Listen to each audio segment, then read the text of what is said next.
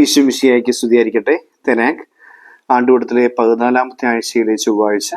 മത്തായിയുടെ സുവിശേഷം 9-ാം അധ്യായം 32 മുതൽ 38 വരെയുള്ള വാക്യങ്ങൾ. രണ്ട് കാര്യങ്ങളാണ് ഈ ഭാഗത്ത് നമ്മൾ കാണുന്നത്. ഒന്നൊരു പിശാച് ബാധിതനായ ഊമയെ സൗഖ്യപ്പെടുത്തിക്കൊണ്ട് അവന് സംസാരശേഷി തിരിച്ചു നൽകുന്ന ഈശോ.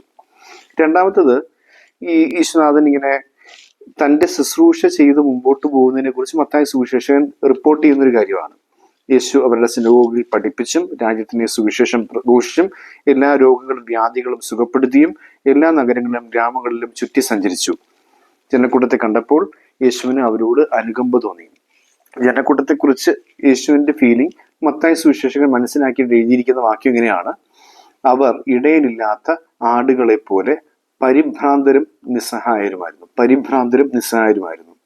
ഇങ്ങനെ ആടുകൾ പരിഭ്രാന്തരായിരുന്നു എന്ന് പറയുന്നൊരു സംഭവം നമ്മൾ വായിക്കുന്നു. നമ്മള് ഈ ചെമ്മരി ആടുകളുടെ ഒരു പ്രത്യേകത അല്ലെങ്കിൽ അവര് അതിൻ്റെ ഒരു രീതികളൊക്കെ നമ്മൾ ഈ കഴിഞ്ഞ ദിവസങ്ങളിൽ യാദൃശ്യമായിട്ടൊരു വീഡിയോ കാണാനായിട്ടിടയായി. ഇതിൻ്റെ ഒരു ഇന്റർപ്രിട്ടേഷൻ രീതിയിലാണ് ആ വീഡിയോ. യഥാർത്ഥത്തിൽ ഇങ്ങനെ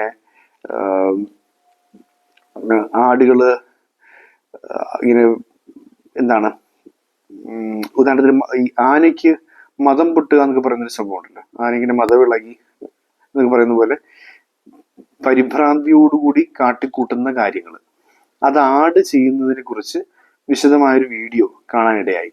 അതിനകത്ത് ഇങ്ങനെ വളരെ കാര്യമായിട്ട് ഇങ്ങനെ അവതരിപ്പിക്കുകയാണ്. ആടുകൾ ഇങ്ങനെ തനിയെ പോയി കൊമ്പ് കൊണ്ട് ഈ തല കൊണ്ടുപോയി മതിലിടിക്കുന്നതും കുഴിയിലേക്ക് ചാടുന്നത്, അങ്ങനെ കുറെ സംഭവങ്ങൾ ഇങ്ങനെ കാണിച്ചിട്ടാണ് പറയുന്നത് ഈ എന്താണ് ഈ ഇടയന്റെ ജീവിതത്തിലെ വളരെ അഡ്വഞ്ചറസ് ആയിട്ടുള്ള ഡ്യൂട്ടി അല്ലെങ്കിൽ അയാളുടെ റിസ്കുകൾ എന്തൊക്കെയാണ്, ഈ ആടിന്റെ പ്രത്യേകത എന്തൊക്കെയാണെന്ന് പറഞ്ഞുകൊണ്ടുള്ളൊരു വീഡിയോ ആണ് നമുക്ക് കാണാൻ സാധിക്കുക. അപ്പൊ ഈ പരിഭ്രാന്തരായിരിക്കുന്ന ആടുകൾ, നിസ്സഹായരായി നിൽക്കുന്ന ആടുകൾ, ഈ രണ്ട് കൂട്ടരെയാണ് പറയുന്നത്. പരിഭ്രാന്തരാണ്, നിസ്സഹായരാണ്. അത് ദൈവജനത്തിന്റെ അല്ലെങ്കിൽ കർത്താവ് മൊത്തം മനുഷ്യരുടെയും ഉദ്ദേശിക്കുമ്പോൾ എല്ലാ മനുഷ്യരുടെയും ഒരു പ്രശ്നമായിട്ടാണ്. അവരുടെ ജീവിത പ്രശ്നങ്ങളാൽ അവർ പരിഭ്രാന്തരാണ്, അവരിങ്ങനെ അസ്വസ്ഥരാണ്, അവരെന്തൊക്കെയോ കാട്ടിക്കൂട്ടുന്നു, ചിലർ നിസ്സഹായരായി നിൽക്കുന്നു. ഇത് ജനത്തിന്റെ അവസ്ഥയാണ്. ഈ അവസ്ഥയിലേക്കാണ് ഈശോ ശിഷ്യന്മാരെ അയക്കുന്നത്.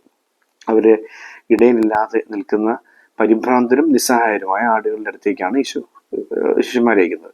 നമ്മൾ ഓർക്കണം, അപ്പോസ്റ്റൽസ് എന്ന് പറയുന്ന അയക്കപ്പെട്ടവൻ എന്ന് പറയപ്പെടുന്ന ഒരു ടൈറ്റില് സത്യത്തിൽ നമ്മൾ എപ്പോഴും അപ്ലൈ ചെയ്യുന്നത് സമർപ്പിതർക്കാണ്, വൈദികർക്ക്, സിസ്റ്റേഴ്സിന്, സന്യാസികൾക്ക് ഒക്കെയാണ് നമ്മൾ അപ്ലൈ ചെയ്തുകൊണ്ടിരിക്കുന്നത്. പക്ഷേ അതങ്ങനെ ചുരുക്കിക്കളയേണ്ട ഒരു കാര്യമല്ല. തീർച്ചയായിട്ടും അവരുടെ ജീവിതത്തിലെ പ്രധാന ഉത്തരവാദിത്വം അത് തന്നെയാണ്. പക്ഷേ അതുപോലെ തന്നെ ജ്ഞാനസ്നാനം സ്വീകരിച്ചുള്ള എല്ലാ ക്രൈസ്തവരുടെയും ഉത്തരവാദിത്വത്തിൽ ഈ അപ്പോസ്റ്റൽ എന്ന് പറയപ്പെടുന്ന ഉത്തരവാദിത്വം ഉണ്ട്. അവരയക്കപ്പെട്ടിരിക്കുന്നവരാണ്. അതുകൊണ്ടാണ് നമ്മൾ ഈ കുർബാനയൊക്കെ എത്തിയപ്പോൾ പറയുന്നത് പോകുവിൻ സുവിശേഷം പ്രഘോഷിക്കുന്നത്, ഇതിന്റെ ദിവ്യപൂജ സമാപിച്ചു, ക്രിസ്തുവിന്റെ സമാധാനത്തിൽ പോകുവിൻ, ക്രിസ്തുവിന്റെ സുവിശേഷം പകർന്നു നൽകാൻ വേണ്ടി പോകുന്ന രീതി തന്നെയാണ് അവതരിപ്പിക്കുന്നത്. പിന്നെ അങ്ങോട്ട് പോയിട്ട് ഇത് കൊടുക്കണം എന്നുള്ളതാണ്. അപ്പൊ ഇവിടെ വ്യക്തമായിട്ടും ഈശോ പറയുന്നൊരു കാര്യമുണ്ട്: വിളവധികം വേലക്കാരോ ചുരുക്കം, അതിനാൽ വിളഭൂമിയിലേക്ക് വേലക്കാരെ അയക്കാൻ വിളവിന്റെ നാഥനോട് പ്രാർത്ഥിക്കുക. വിളഭൂമിയിൽ വേലക്കാരാവശ്യമായിട്ടുണ്ട്, വിളവധികമുണ്ട്. അപ്പോൾ വിളവിന്റെ നാഥനോടാണ് പ്രാർത്ഥിക്കേണ്ടത്. നന്മയുടെ വിളവ് ഒരുപാടുണ്ട്, നന്മയുടെ വിളവ് ഇനി ഒരുപാട് വിളയേണ്ടതുമുണ്ട്, ഇനി ആവശ്യമായിട്ടുണ്ട്. അപ്പോൾ വിളവിന്റെ നാഥനോട് പ്രാർത്ഥിക്കുക. വിത്തിന്റെ നാഥനുണ്ട്, വളത്തിന്റെ നാഥനുണ്ട്, വിതയ്ക്കുന്നതിന്റെ നാഥനുണ്ട്, വിളവെടുപ്പിന്റെ നാഥനുമുണ്ട്. ഞാൻ മനസ്സിലാക്കേണ്ടത് വിത്തിന്റെയും ഇങ്ങനെ ക്രമീകരണങ്ങളുടെയും വളത്തിന്റെയും നാഥനൊക്കെ പറയാവുന്നത് പിതാവായ ദൈവത്തെയാണ്. കാരണം ഒരാളുടെ ജീവിതത്തിന്റെ പ്രധാനം ഇങ്ങനെ കമ്പാർട്ട്മെന്റലൈസ് ചെയ്യല്ല, ഇങ്ങനെ സെക്ഷൻ തിരിച്ച്, ഓഫീസ് തിരിച്ച് പിതാവിന്റെ ഡ്യൂട്ടി ഇതാണ്, പുത്രന്റെ ഡ്യൂട്ടി ഇതാണ്, പരിശുദ്ധാത്മാവിന്റെ ഡ്യൂട്ടി ഇതാണെന്ന് പറയുകയല്ല. അങ്ങനെ അല്ല ഒരിക്കലും. പക്ഷേ നമുക്കിങ്ങനെ മനസ്സിലാക്കാവുന്ന കാര്യം, പിതാവായ ദൈവത്തിന്റെ ഇടപെടലിലൂടെ, സ്നേഹത്തിലൂടെയാണ് ഓരോരുത്തരും സൃഷ്ടിക്കപ്പെട്ട് കഴിയുമ്പോൾ അവരിലേക്ക്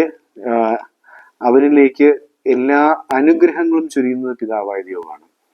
അപ്പനാണ്. നമ്മൾ ഓർക്കണം, അവിടുന്ന് ആകാശത്ത് നിന്നും ശിഷ്ടന്റെയും ദുഷ്ടന്റെയും മേൽ ഒരുപോലെ സൂര്യനെ ഉദിപ്പിക്കുകയും മഴ പെയ്യുകയും ചെയ്യുന്നു എന്ന് പറയുന്ന വചനഭാഗം നമ്മൾ ഓർക്കണം. അപ്പം പിതാവായ ദൈവം എല്ലാവരെയും കരുതലോടുകൂടി മുന്നോട്ട് നയിച്ചുകൊണ്ടിരിക്കുകയാണ് സ്നേഹം കൊണ്ട്.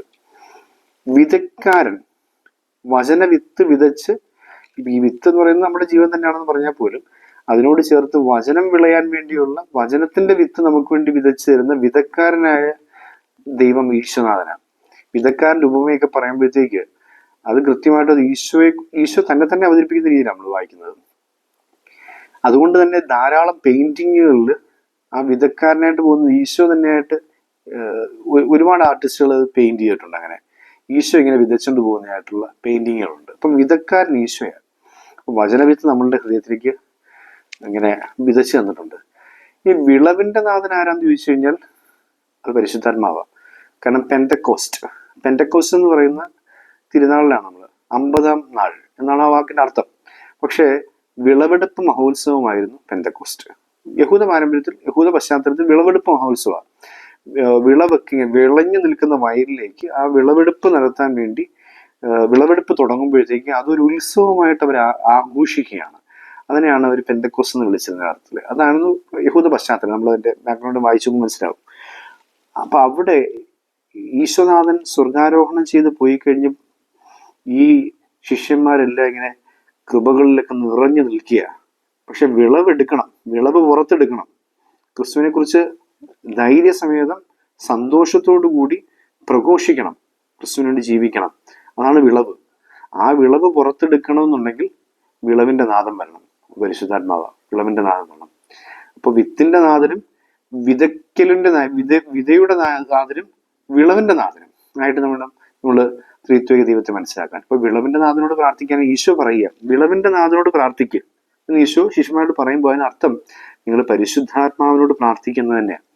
പരിശുദ്ധാത്മാവ് വരട്ടെ, അപ്പൊ വിതക്കാരൻ്റെ എണ്ണം കൂടും, വിളവിന്റെ എണ്ണവും കൂടും. ഇതാണ് ഈശോ ഉദ്ദേശിക്കുന്നത്. വിളവിന്റെ എണ്ണവും ഇത് കൊയ്ത്തുകാരൻ്റെ എണ്ണവും. വിളഭൂമിയിലേക്ക് ഇങ്ങനെ പറയുന്നത് വിളവധികം വേലക്കാർ ചുരുക്കം. കൊയ്ത്തിന് വേണ്ടിയുള്ള വേലക്കാർ എന്നുള്ളത് തന്നെ അങ്ങനെ വേലക്കാർ ചുരുക്കം. അപ്പം വിളവും കൂടും വേലക്കാരും കൂടും. അതിനാൽ വിളഭൂമിയിലേക്ക് വേലക്കാരെ അയക്കാൻ വിളവിന്റെ നാഥനോട് പ്രാർത്ഥിക്കും. ഇത് കൊയ്തെടുക്കാനുള്ള ആ വിളവ് കൊയ്തെടുക്കുന്ന വേലക്കാർ വരണം, വിളവും വേണം. വിളവിന്റെ നാഥനോട് പ്രാർത്ഥിക്കുന്നു. അപ്പോൾ നമ്മൾ പരിശുദ്ധാത്മാവോട് പ്രാർത്ഥിക്കുന്നതിന്റെ പ്രാധാന്യത്തെക്കുറിച്ചാണ് ഇന്നത്തെ സുവിശേഷ ഭാഗം നമുക്ക് മുമ്പിൽ വ്യക്തമാക്കി തരുന്നത് ഒരു വസ്തുത. നമുക്ക് പരിശുദ്ധാത്മാവോട് പ്രാർത്ഥിക്കാം. നമ്മളാകുന്ന നിലത്ത് നിന്നും ദൈവചൈതന്യത്തിന്റെ വിത്തിനോടൊപ്പം ക്രിസ്തു എന്ന വിതക്കാരൻ വിതച്ച വചനത്തിന്റെ വിത്തുമുണ്ട്. പിതാവായ ദൈവം ആ വിത്തിന് മീതെ സൂര്യനെ ഉദിപ്പിക്കുകയും മഴ പെയ്യുകയും ചെയ്തുകൊണ്ട് നമ്മളിലേക്ക് ധാരാളം അനുഗ്രഹങ്ങളും പരിഗണനയും പരിചരണവും കരുണയും ഒക്കെ നൽകുന്നുമുണ്ട്. ഇനി ഇത് വിളവായി നമ്മുടെ വാക്കിലൂടെയും പ്രവൃത്തിയിലൂടെയും പുറത്തേക്ക് വരണം. അതാണ് വിളവ്. ആ വിളവ് കൊയ്തെടുക്കാനുള്ള വേലക്കാർക്കും വേണ്ടി പരിശുദ്ധാത്മാവെന്ന വിളവിന്റെ നാഥനോട് നമുക്ക് പ്രാർത്ഥിക്കാം. ദൈവം അനുഗ്രഹിക്കട്ടെ.